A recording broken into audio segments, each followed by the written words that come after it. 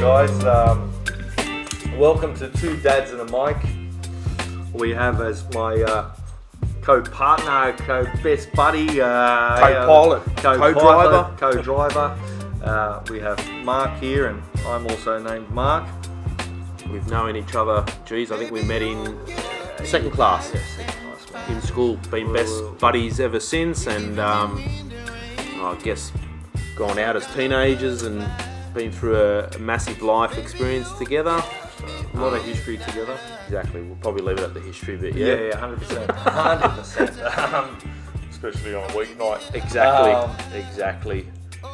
But yeah, as you can see, two dads and a mic. I guess it's always been something, probably in the last year and a bit that's been on our mind to, I guess, start up a podcast. As you can see, we're using one mic at the moment. We've just had I don't know, what's the word, last minute breakdown on audio challenge. So we're getting there. Bear with us, guys. Bear with us. As you can see, we've got the cameras set up. Yeah.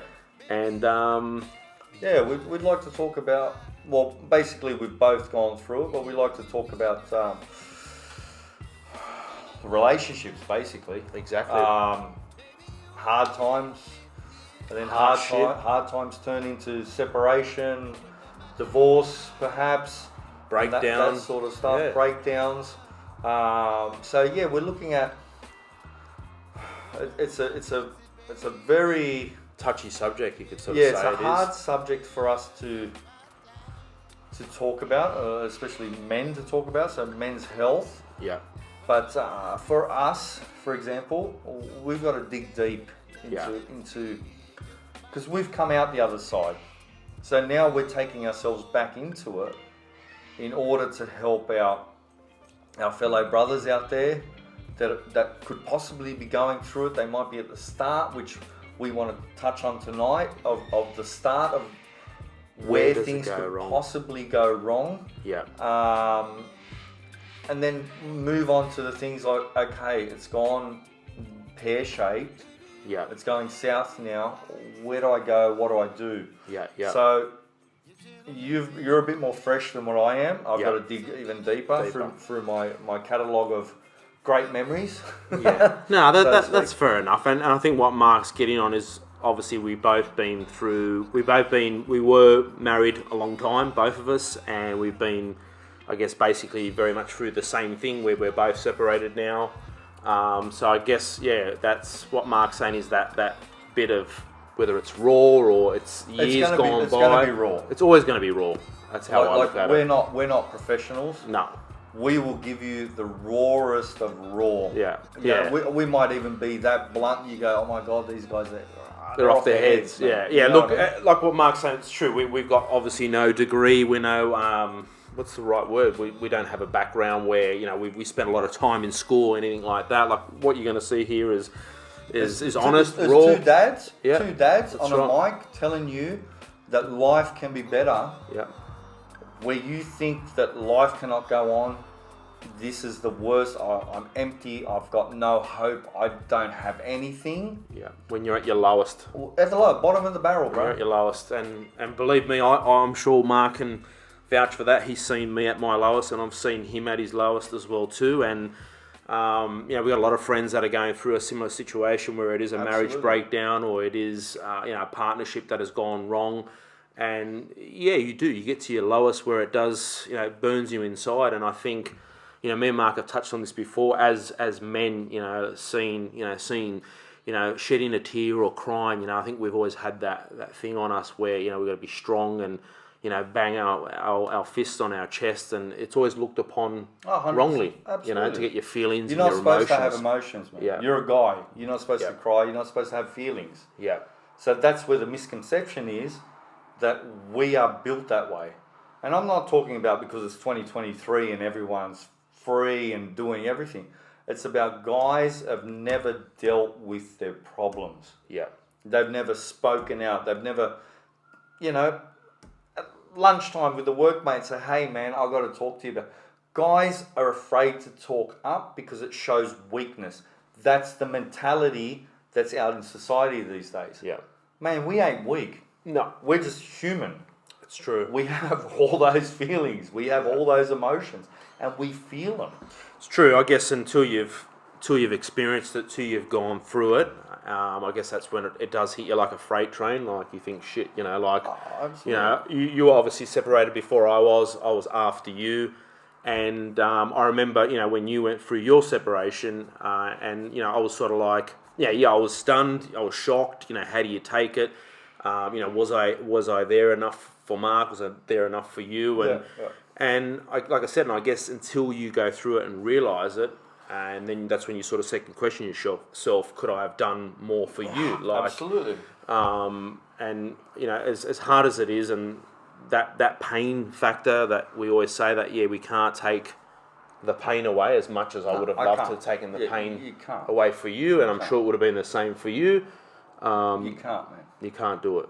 You can see. This is where we won't go into this right now, but let's go back to the start of it. So when you feel that something's not right in the relationship, so your wife or your de facto or something, you feel that something's not right. 100%. And you might be arguing a lot more than normal. You might not be attracted to your partner anymore. These sort of things, the dynamics of are the basis of when things are going a little bit wrong. Yeah. So this is where I want to touch on tonight. I want to get to the fundamental part of it is, it's not just you and me. Yeah. It's a question of, how has your upbringing been? Yeah.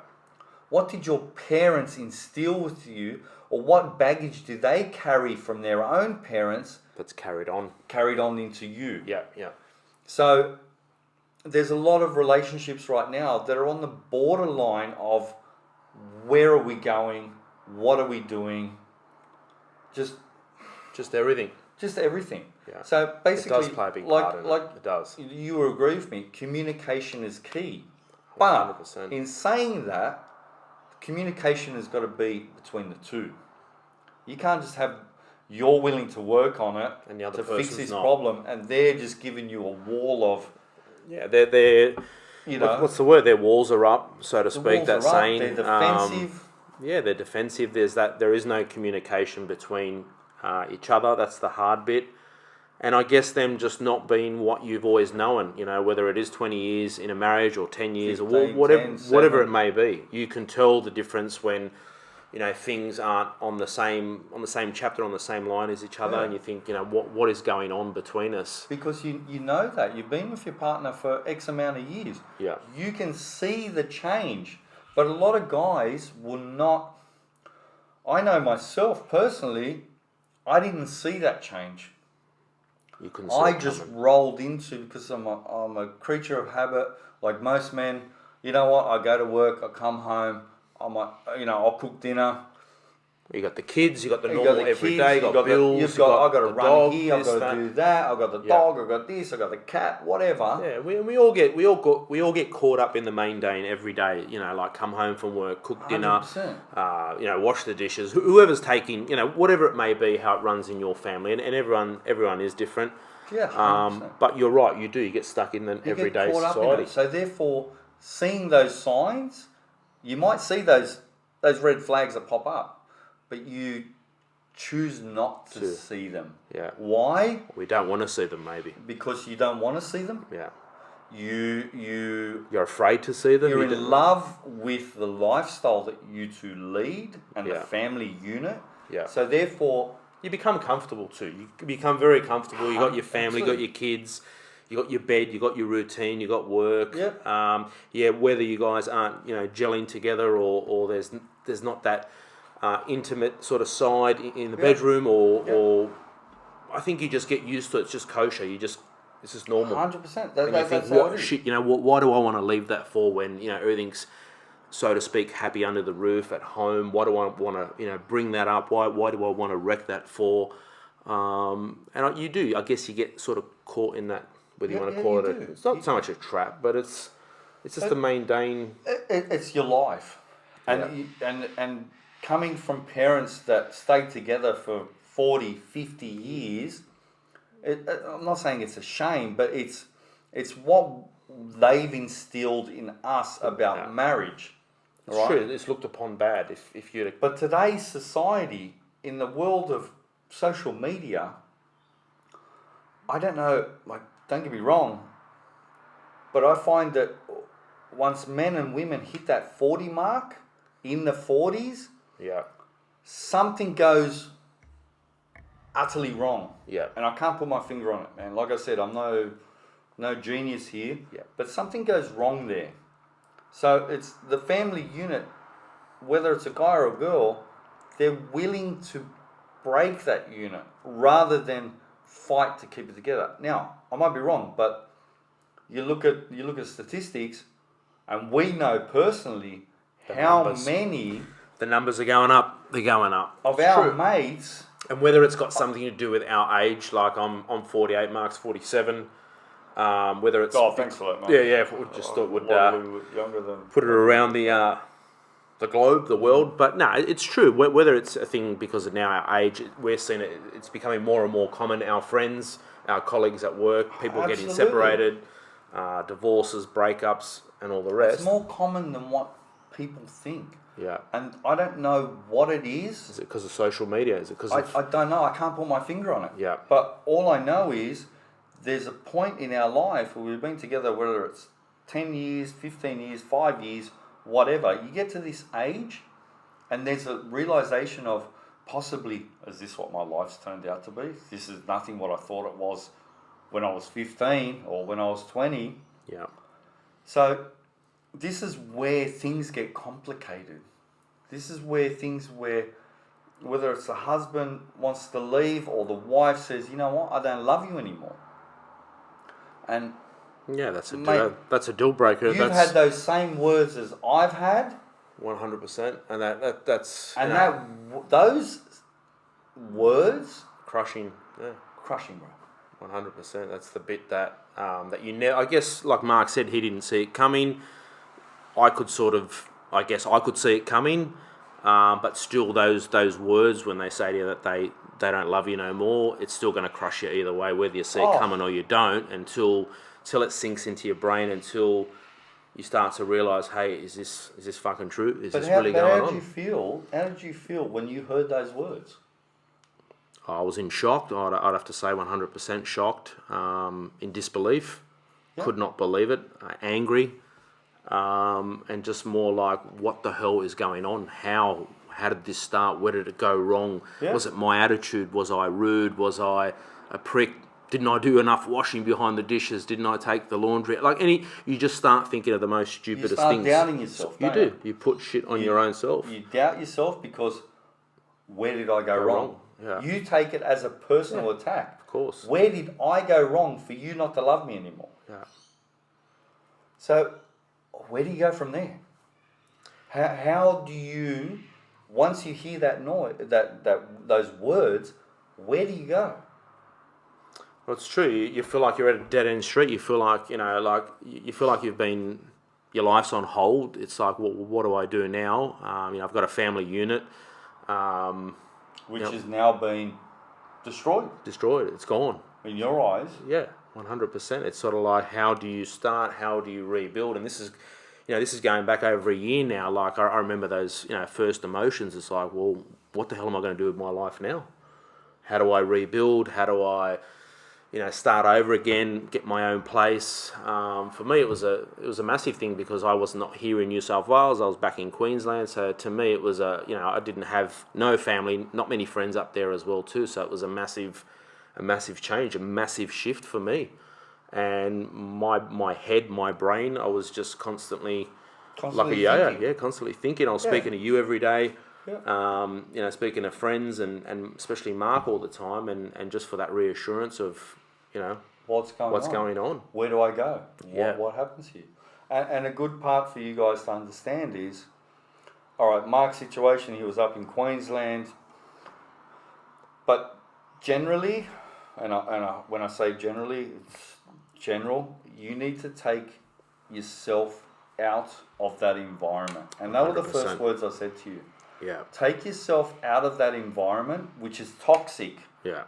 You don't realise at the time because you think things are normal like the past, and until someone else tells you, yes, it is toxic, you need to get out. And for me, it was at that time, my situation was different, and I wasn't out, and it just kept making things worse. You had your good days, and then you had more so of your bad days. The thing was, you were constantly reminded of like, how can I explain this?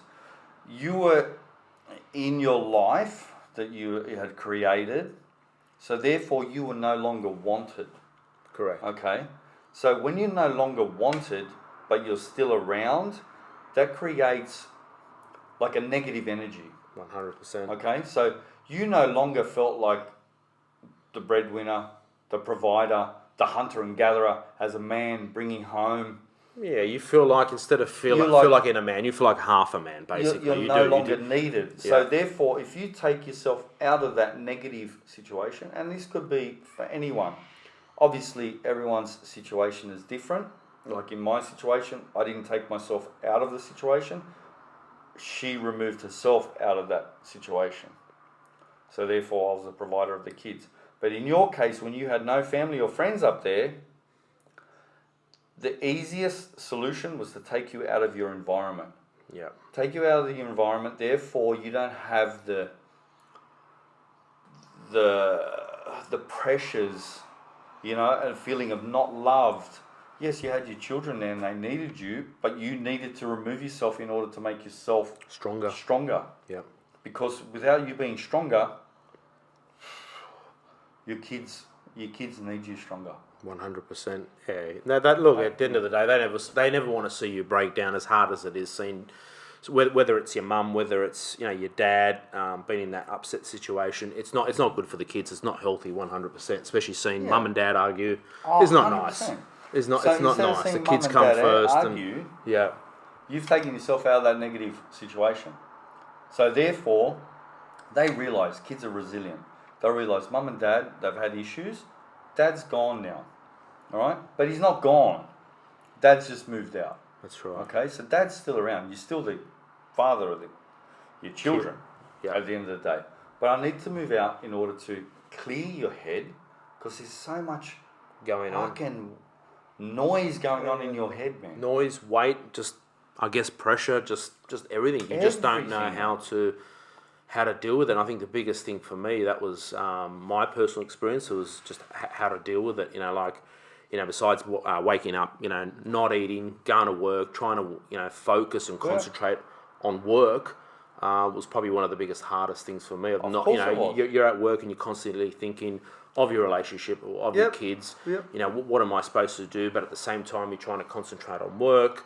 It just gets to the point where it does get ugly and it does get hard. But I guess breathing is important. You just got to realise that But one of the main things, remember I said to you, work. Yeah, don't regardless of your situation. Don't stay at home, guys. Don't do it. Continue to work. Yeah. And that's what I said to you. Keep going to work as much as you feel like death. You feel like you're dead. I don't want to be here. I don't want to deal with these morons or these great guys. I don't want to be here. Yeah. And you'll feel like that. Remember I told you, you will feel like the world's coming down on your shoulders. Yeah. But continue to work. Push through it. Because you need that stability. Yeah. That's the only thing going for you at the moment is work. Keep working. True. It keeps that mind ticking. It's very true. Like as hard as it is, and whether someone might get on your wrong side because you've had lack of sleep, you're tired, you're short, you don't know what you're doing. Having that routine is so important in a again, whether it's a marriage breakdown or a partnership and again, a lot of this stuff that we're talking about is our experience or our personal experiences. And we've gone through it. We've gone through it, and again, hopefully, what we're talking about will shed some light onto everyone else. Someone might see this video and they go, you know what? This is what's happening in my life right now. I need someone. And seeing our two mugs, they might go, you know what? These guys actually talk some sense. Yeah. Because at the end of the day, we've both been through it. We're both on the other side of it. Yeah, And 100%. life is beautiful on the other side. Yeah. Why? Because we chose. We chose to. We chose to, but we're also there is a decision to make. You can choose to be on that side. It's hard to see though. That's the hard bit. You can't see the light at the end of the tunnel. Yeah. Well, I think it's true. What you're saying is at the early stages, you can't see it, can you? You can't, man. You can't Your life's over. Yeah. In your head, I know myself. I was 44 going, my life's over. Who the hell's going to want a 44-year-old guy with 2 kids? Baggage. Who's going to want this guy? Yeah. That's what I had in my head. Yeah. But I started doing I stopped and I went and got therapy. Okay, I'll tell you guys this now. I went and got therapy. Go get it, guys. It is important. Don't ever give up on yourselves. Get that help that you need, like Mark said, whether it's therapy. 100%, man. Pick up the phone. Just please do that. But that was the hardest part, was picking up the phone. Yeah. Like, I knew I had a problem. Okay? So I reached out to someone who gave me a phone number of someone else that I heard in a conversation. And I went, mate, I need help. Oh, this is not me. Yeah. I need help. And I reached out to this guy. I got to tell you, for me, this guy is God. Yeah. Absolute saved me from, I had all those bad thoughts. I'm not going to lie. I had all those bad thoughts. What's the point of living? Don't want to get up for work. I don't want to do anything anymore. I'm not motivated. I had no inkling of doing anything with my life. Yeah. And the minute I picked up that phone to that guy and I said, hey man, I need to see you because something's not right with me. From that moment that I saw him, and I haven't seen him in a couple of years, I spoke to him a couple of years ago, I used to leave his office feeling like I was unbeatable. Feeling like I was 7 foot tall, and I'm a short ass at 5'8". But 5'9", whatever it may be. Yeah. But you know what I'm saying? I 5'9". felt like I was 6'5", man, and I felt like I could take on the world. So did you find seeing him not so much became an addiction, but it came something like you needed to speak to him? Because I remember for me, I needed to speak to you most afternoons after work. You know, and it could have been the smallest thing to tell you, but it was about, you know, whether it was about getting it off my chest and talking to you. Yeah. But I found as each day had gone by, things became clearer and easier. It was like a bit of a routine, you could sort of call it. I need to speak to you. You know, I need to tell you this, and again, it could be the smallest thing. You know, just pick up and have that chat. 100%. But I had to wait 2 weeks. So whatever I was feeling that day, I had to remember how I felt. Yeah. So next time I saw him, I could say XYZ 1 2 3. Bang. And this guy was just, I can't praise him enough. Yeah, yeah. He gave me the tools in order to move forward. Yeah. And I took those tools on, you know why? Because I wanted to. Yeah. Not because I just wanted to give the guy money and listen to me talk shit to him. Yeah. No, it was the fact was the guy had invested in me, I had invested in him. So being an older gentleman, not that he'd give me any phrases or anything to work with, but he would see my progression. 2 weeks at a time, he'd see my progression, and I'd say to him, what about this, what about that? And a lot of things was, and I mentioned to you, at a point, you're going to have to let things go. And that's what you guys have got to understand. It's hard to do. You let go. You do. But the thing was, as you know, did you feel anger? Oh, 100%, yeah. Not so much, obviously at the start, yes, but I think as, I don't know, I always sort of call it the start, the middle and the end. I guess for me at the start, the biggest thing, what did help me was writing things down, getting a piece of paper and a pen, writing down your emotions, and whether it might be something simple like, your daily routine, got up, had, breakfast. And then, why do you do that? It just made my hair clear. It just made my head clearer. Just jotting it down, getting it out of my head. Sleeping. Yeah. 100%. Yeah, the Remember? sleep You was said a to me, massive. I can't sleep Yeah, because shit is running through my head faster than I can run. yeah. And I said to you, mate, grab a notebook, Piece of paper and a pen and start writing. writing. I don't care how messy it is. Yeah. If it makes no sense to anyone else, Doesn't matter. get it out of your head. Yeah, it's true. It does help. I believe it played a big part. Whether it was one page a day, whether it was 5 sentences, it doesn't matter. It's about getting it off your head, and then again starting it the next day. And I guess it's a similar thing where you feel pretty shit one day, and it's like what you used to say. Get to sleep, reset, start it off the next day. Because this too shall pass. Yeah. Remember, good days, it will pass. Yeah. Shit days, they will pass. They do. They do. If you're having a shit day, you know what? Go to bed. Tomorrow's a new day. That's right. Fresh day. So they're the kind of things. But you felt anger. Yeah. You felt grief 100%. because your old life is gone. As much as it sounds like grief, as in someone dying, yes, your whole life that you knew existed and you lived in it is now gone. Yeah. So you need to grieve the old life. Well, they do say, I don't know, not so much about statistics, but I guess a separation or a divorce is probably, it is as bad as losing a loved one in a death, someone passing. The problem is they're still here. Yeah, that's true. But the problem is they're still no around longer within that unit. Within that unit. Yeah. So therefore, you've got to learn to stay alive, accept the grief. Yeah. That it is what it is. Try and move forward, and establish something that's amicable. Yeah. Like on both our sides, we're amicable. 100%. Why? Because we chose that. Yeah.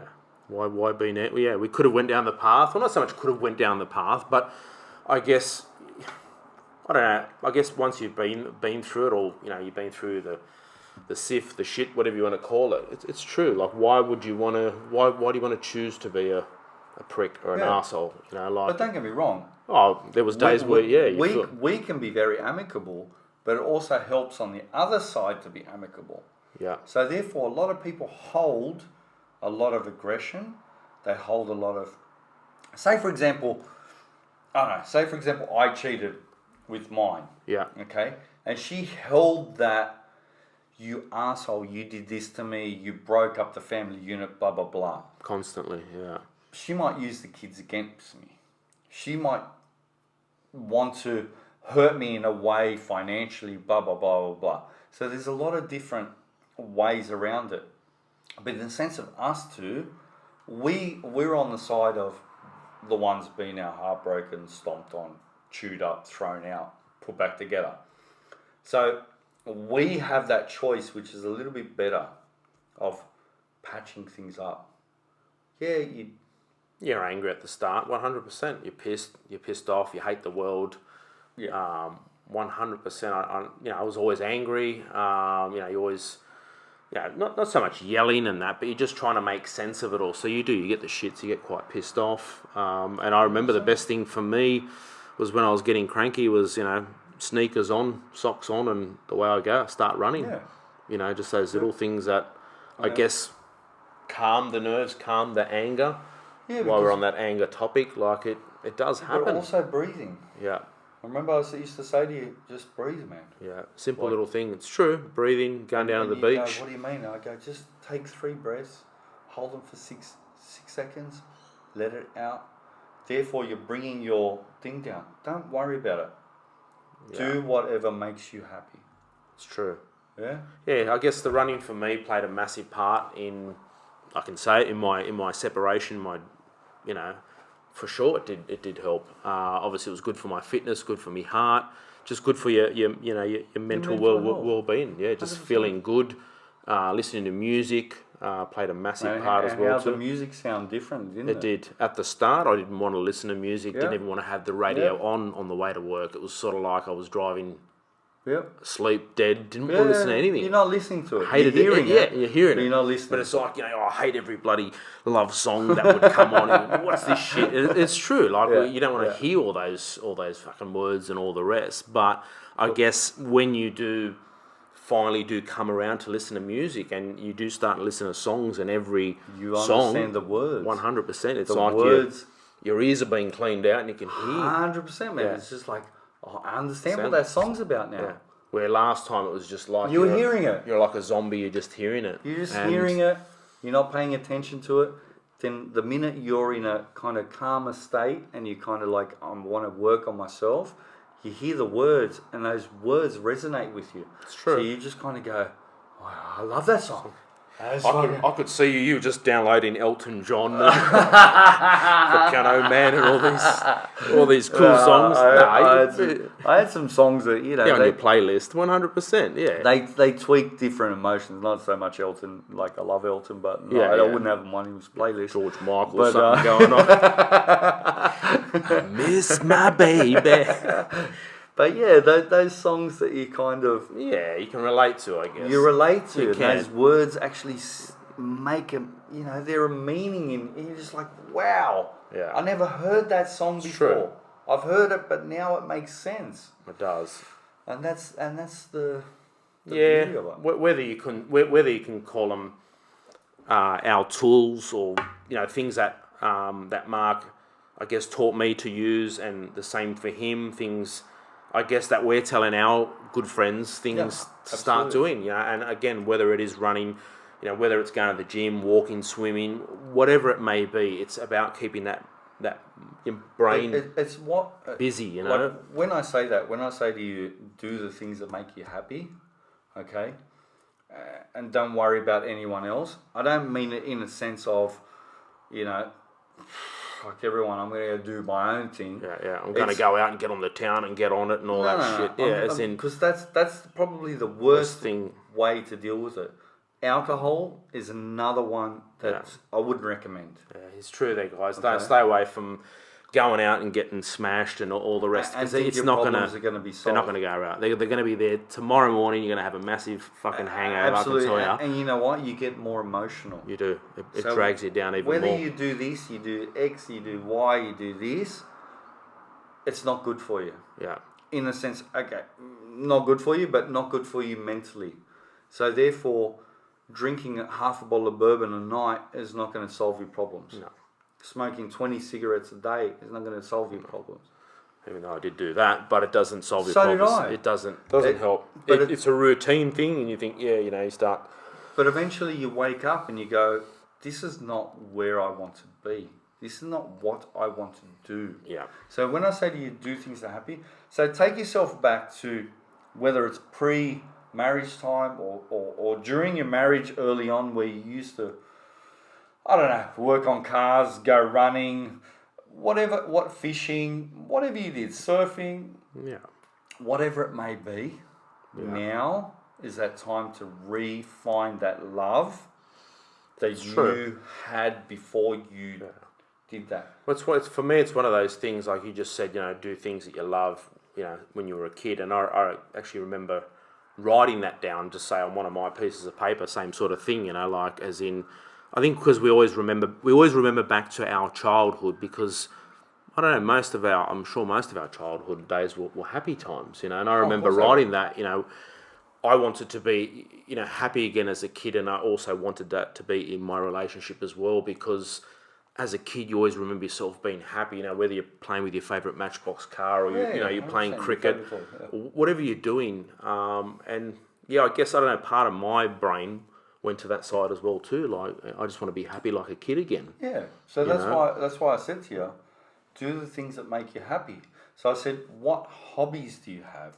What interests do you have? And you said, I love listening to music. I love walking. I love running on the beach. Or if I can be anywhere near a beach, I'd love that. 100%. The water does help, and because that comes down to grounding. And that's when you said that, I said, mate, you got to do grounding.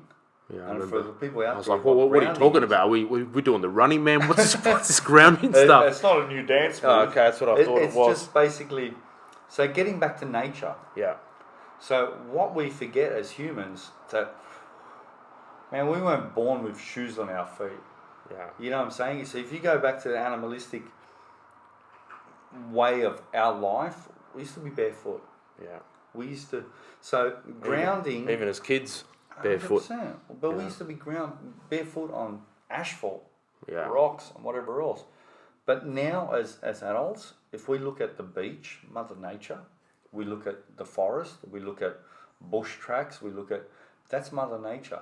Yeah. So if you... I think that's the thing today. A lot of people have not so much lost with that, but I guess with all the, the modern technology and all the rest of social media, all the other shit that goes out there. Look, look what we're doing here. Like absolutely, we're talking to some cameras and talking to each other, but like I said, we're trying to get the message out to people that it's a beautiful life out there. 100%. And grounding, like going back to grounding. By putting your feet, in the sand. That's right. Putting your feet in the water and the sand, and just walk down to the ocean, take your shoes off, and wiggle your feet into it. Yeah. There's a more extreme version of that, but the simple one for everyone is just wiggle your feet in the sand and just stare at the ocean. Yeah. Just stare out of it. It doesn't matter what you're thinking. And as hard as it is at the time when you're doing, you think, fuck, I'm standing in the look water. Like a weirdo. Look like a weirdo. I'm standing in the water, you don't even have to be in the water. You can just be as the water passes onto your feet. But do you understand what I'm saying? I do. Like for me, for people out there, they'll go, "What's this dude doing, what's man? He doing? Like, he's fucking wiggling his feet in the sand, like." It's true. I guess for me, like when you said, about the grounding thing. And it's not going to resolve all your issues. I remember going there and putting my feet in the water and thinking, well, fuck, nothing's happening. I'm not feeling any better. But it's a process thing. It's going to take time. Like it's not going to trust the process. You're not going to just leave. It's like a thing you got to do. Like therapy every day. You can't just expect it to go down there and whether you do it every day or 3 times a week, bro. Yeah. It's the fact is you're grounding yourself with nature. Yeah. Okay. I don't want to sound like a hippie dude. But the ocean is so nothing wrong calming. with hippies, bro. Yeah, I know, but I'm just saying like peace, love, unity. But you know what I'm saying? Like you ground yourself and you feel one with nature. Yeah. And look, it's the universe. It's yeah, it's true. You know what I'm saying? Like I'm not saying you come out of there 1,000% going, oh my god, I'm ready to take on the world. No. Yeah. The thing is, you're grounding yourself from today's society. You should have this, you should be doing that, you should be earning this, you should be... No. We're humans, man. That's right. At the end of the day, some people choose to do that, others people do this. But grounding yourself, you just become one with Mother Nature. It's true, guys. In a non-hippie way. That's right. Okay? Yeah.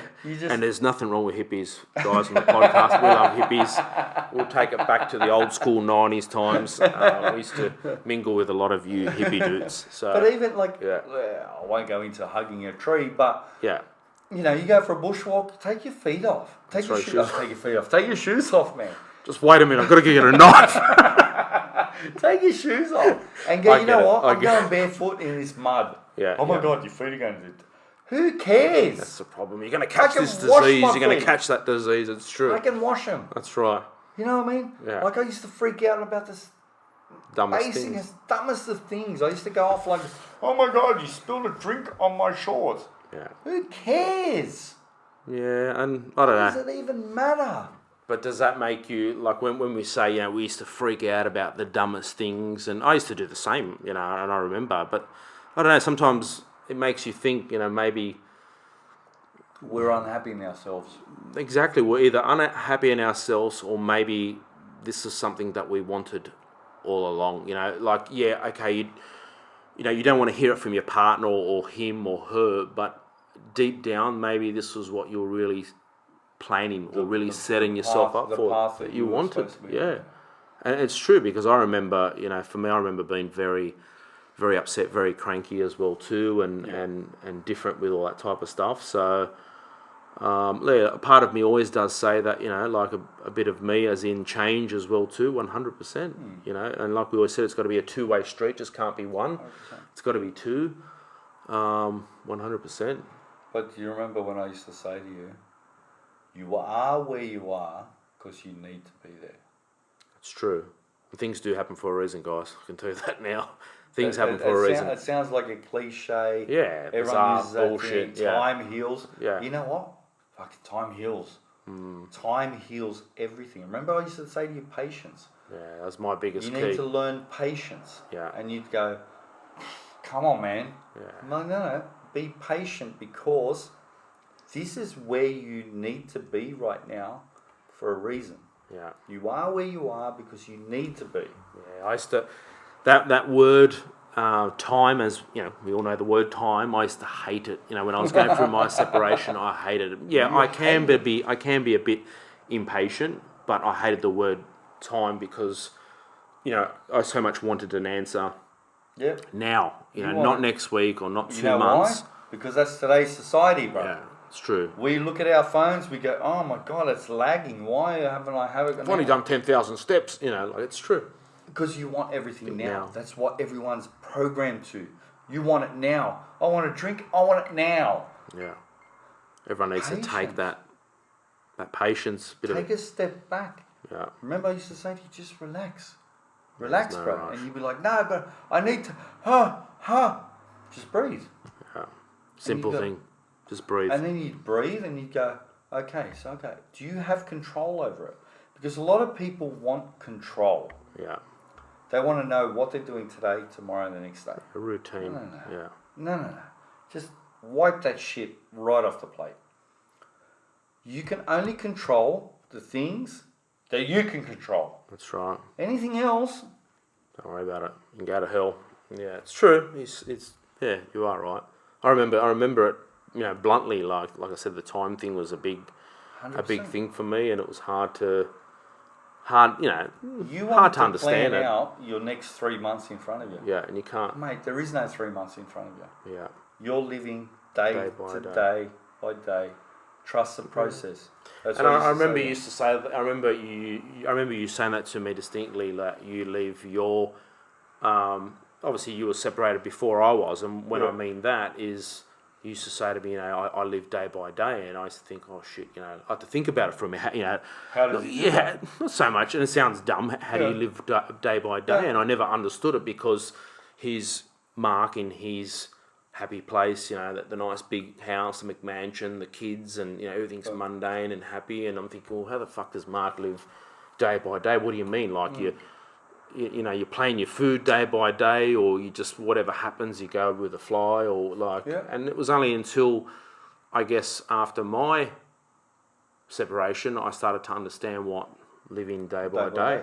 And it's so important to have that in your life, I guess, if you are in that similar situation, a breakup, a split up. I reckon it does help, instead of trying to plan something 3-4 months, 2 weeks before. It's not going to happen. You can't even do 1 week, 2 weeks. Yeah. Because your days, hours, everything changes. Yeah. And that's what I was trying to say to you. Just focus on the now, day by day. Yeah, and the now, just go with wake up in the morning, like I said to you, the birds are chirping, the sun's out. You're breathing. You're breathing. It's true. You got a roof over your head. You've been at the bottom. Yeah. So there's only a way up. You've been at the bottom of the barrel. You're up now, and you kind of go, okay, nothing can hurt you. As weird as that sounds, emotionally, nothing can hurt you. Yeah. So therefore, you move on day by day. You know, you start a new relationship, or you start blah blah blah. You can only plan day by day. You can't look at 1 week, 2 weeks, 3 weeks. It's too far. It's too much to take on. Yeah. In other words, what you're saying is don't put that extra pressure on yourselves. Absolutely. Just do day by day. You're trying to think far in the future. It's just not going to happen. So 100%, I reckon, live day by day and just one step at a time. Yeah. That's all you can do, and you want to go forward. So one step at a time, moving forward. You're sweet. Yeah. We'll talk about triggers and all the rest of it in another episode, where you move 20 steps forward, and then all of a sudden you're back to where you started off from. Yeah, yeah. No, it's true. We will bring that up on another episode for sure. Like I said, me and Mark have got a lot to speak about on our new podcast. This was I guess you could sort of say, a bit of an introduction onto Two Dads and a Mic. Yeah. And we hope to pump out some more episodes on the channel, and hopefully we can. Hopefully you've taken something away from this. Yeah. And if it is just one of yous, like I said, just want to help one person, and I don't know. I think for us, doing this is, I guess, once you've been through your lowest, having that there. If I wish, like even though I had Mark there for me, but just something to grasp onto. Like, is that right? Like just Absolutely, something. man. Because I know personally, there was nothing like this, man. If I had something like this that I could watch or hear, it would probably make a lot more sense. But maybe that wasn't the path I had to go down. Yeah. So this is the path that I'm at now, and I have you alongside me. If we can help someone else, 100%. If you can take anything from this video, this podcast, this what we'll do, guys, we'll put the number up here as well too for Lifeline. We'll put it up on the screen for you. Again, if anyone does need help, don't be afraid. Pick up the phone. It is important. We'll put all the links in the description below for Movember, Lifeline, and anyone else that needs help. Definitely get the help that you need. If you want to reach out to us, click in our comments or something like that. We're more than happy to help out. I know that I've had depression as well from this, 100%, which I seek help about. So I know what it's like not to be able to pick up the phone. I know. Yeah. It's one of the hardest things to do. It is hard because you're speaking to a stranger. I get that bit. So if they feel more comfortable sending us a message and say, hey guys, I'm at this point in my time, and they want to reach out to us that way, we're more than happy. Drop us a comment in the comment box. We're still getting everything set up, but it's true what Mark says. It's sometimes it is hard to speak to a stranger. Everyone is different. Some people might like it. Some people mightn't. It's what works for you guys as well. But I'd say we're going to wrap up the we're going to wrap up the podcast. But as always, guys, thanks for watching the channel, and stay strong. Keep going. Catch you guys on the next one. All right, see you guys. See you.